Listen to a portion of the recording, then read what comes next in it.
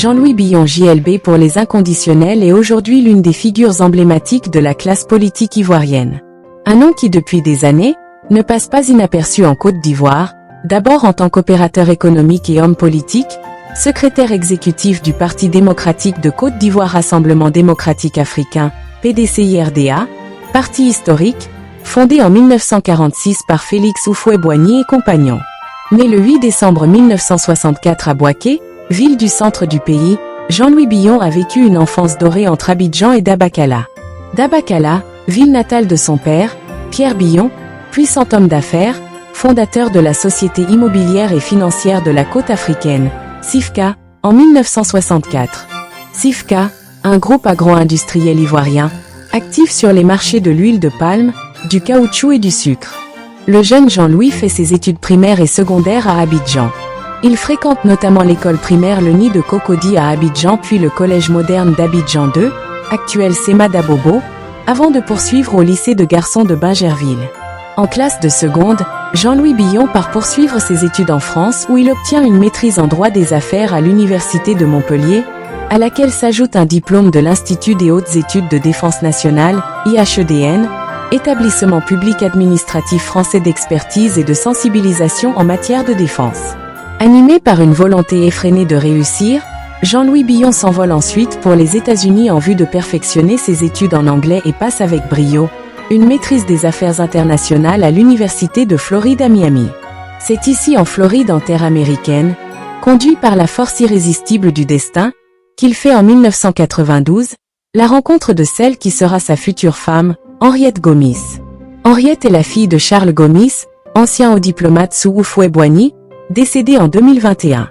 Le feu de l'amour entre Jean-Louis et Henriette se concrétise par un mariage officiel célébré en 1994. Jean-Louis Billon est père de 3 enfants. La carrière professionnelle de Jean-Louis Billon commence à Grace Cocoa à Milwaukee, dans le Wisconsin, État du Midwest des États-Unis.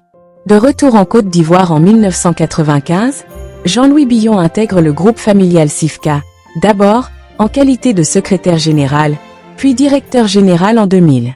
À la mort de son père en 2001, il prend la tête du groupe et devient président du conseil d'administration du SIFCA et de SIFCOM en 2001.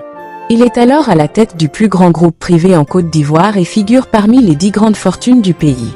Homme d'affaires incontournable, son expertise va être beaucoup sollicitée dans les structures administratives, institutionnelles et organisations professionnelles. Il est successivement nommé conseiller économique et social en 2001, vice-président de la Chambre régionale à l'Union économique et monétaire ouest-africaine, UEMOA, en 2002 et vice-président pour l'Afrique de l'Ouest de la Conférence permanente des chambres consulaires africaines et francophones en 2004. Dès 2009, Jean-Louis Billon devient président du conseil d'administration de la Banque UBA en Côte d'Ivoire. Il est également membre de la Fédération des industries et services de Côte d'Ivoire et de la Confédération générale des entreprises de Côte d'Ivoire, ex-CNPI. Le 13 décembre 2007, Jean-Louis Billon est à la tête du Comité national de soutien aux éléphants de Côte d'Ivoire avant de rendre sa démission le 27 juin 2010, PCA de Spécial Olympique Côte d'Ivoire etc.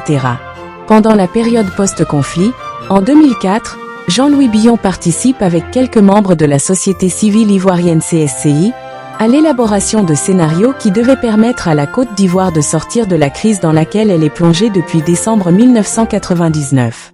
Au plan économique, il lance une campagne à travers l'Europe et les pays émergents. Le 26 mai 2008, il plaide dans les locaux du Mouvement des entreprises de France, MEDEF, à Paris pour le retour des investisseurs français en Côte d'Ivoire. De 2002 à 2012, il est hissé à la présidence de la Chambre de commerce et d'industrie de Côte d'Ivoire, où il va beaucoup œuvrer à l'attractivité du climat des affaires dans le pays, participant aux forums et conférences économiques à l'international. En parallèle, sur le plan politique, en 2001, Billon est élu maire sans étiquette de la commune de Dabakala. Un fauteuil qu'il occupe jusqu'à son élection en 2013, à la présidence du Conseil régional du handball, au centre-nord du pays. La décision du président Laurent Gbagbo en 2004 d'octroyer le premier terminal à conteneurs du port d'Abidjan au groupe Bolloré et non à une de ses entreprises, serait à l'origine de la rupture avec le régime. Devenu opposant à Laurent Gbagbo, il est exfiltré d'Abidjan par un commando de militaires français après avoir exhorté ses homologues entrepreneurs à refuser d'effectuer le règlement de l'échéance fiscale du 15 décembre, à un gouvernement désormais sans légitimité, depuis le scrutin présidentiel ayant donné la victoire à Alassane Ouattara en 2010. Technocrate reconnu, Jean-Louis Billon fait son entrée dans le troisième gouvernement, sous Alassane Ouattara en 2012. Il occupe le portefeuille du commerce, de l'artisanat et de la promotion des PME. Partisan de la lutte contre la vie chère et les passe-droits, beaucoup d'acquis sont à mettre à son actif. Notamment, la définition d'un cadre institutionnel et réglementaire relatif aux activités de l'artisanat d'une part, et aux PME d'autre part. Il est à l'origine du projet Phénix, visant à promouvoir la création, le suivi et le développement des PME. Diverses autres actions ont été menées sous la direction de Jean-Louis Billon.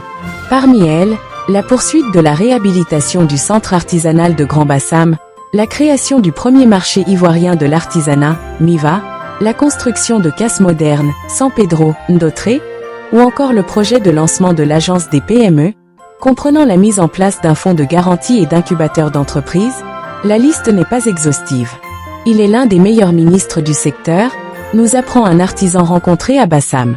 Même chose chez les opérateurs économiques qui avouent avec fierté la dynamique instaurée par Jean-Louis Billon dans l'épanouissement des affaires en Côte d'Ivoire.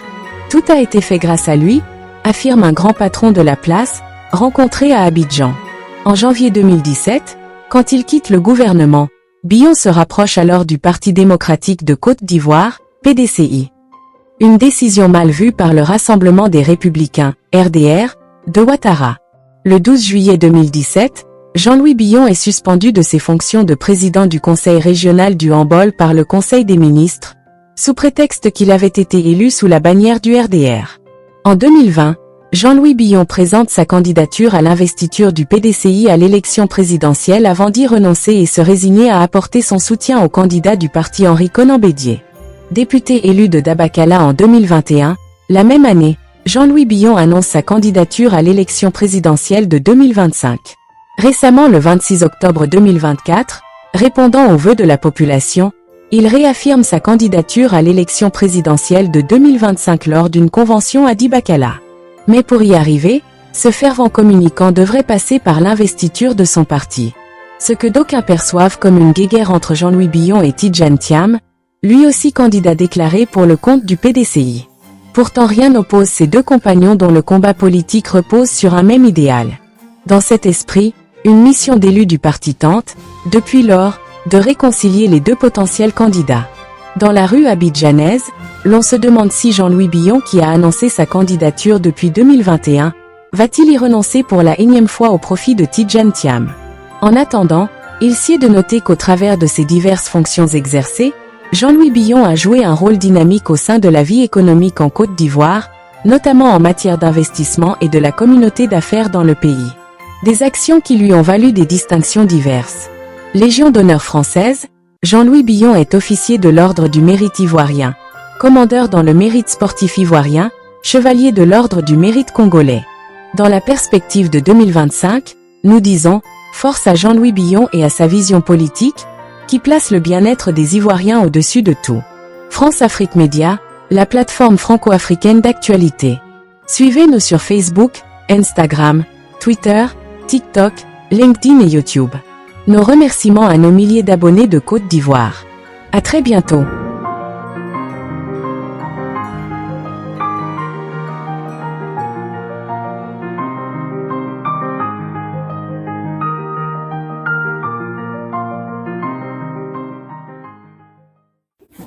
Voyez-vous, en 1946, quand Félix Houphouët-Boigny se rendait à Bamako pour créer le RDA, il s'est arrêté ici à Dabakala et a passé la nuit ici. Aujourd'hui, nous sommes le 25 octobre 2024. Et le 25 octobre 2025 va se tenir l'élection présidentielle en Côte d'Ivoire. Il faut qu'ici et partout ailleurs en Côte d'Ivoire, on s'enrôle massivement. Surtout les jeunes. Parce que 2025 va déterminer les 25 voire les 30 prochaines années. Je formule également ici le vœu que cette convention soit placée sous le signe d'un rendez-vous démocratique, libre et transparent, sans artifice. sans favoritisme, sans violence et dénué de tribalisme. Je déclare ici solennellement que j'ai décidé d'être candidat à l'élection présidentielle de 2025.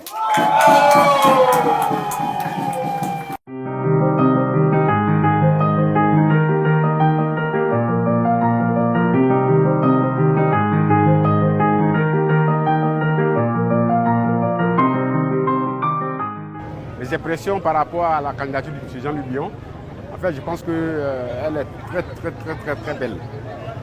Nous nous attendions à ça quelque part parce que depuis, ça fait, je crois, depuis le temps de Bédier, il avait déjà annoncé sa candidature. Nous sommes tellement heureux, nous sommes contents de cette candidature. Et ce matin, je suis très ravi de la candidature de M. Jean-Luc Bion parce qu'on dit en français, devant c'est derrière. Ses parents et nos parents ont collaboré ensemble, sans faille et à plein succès, y compris le président Houphouët-Boigny en tête. Je suis pour sa candidature pour le 2025. Je m'appelle Diaby Fatouma. Je vis à Dabakala. Cérémonie qu'on a fait aujourd'hui, on est très contents. On est dans la joie qu'on est dans, on ne peut pas expliquer.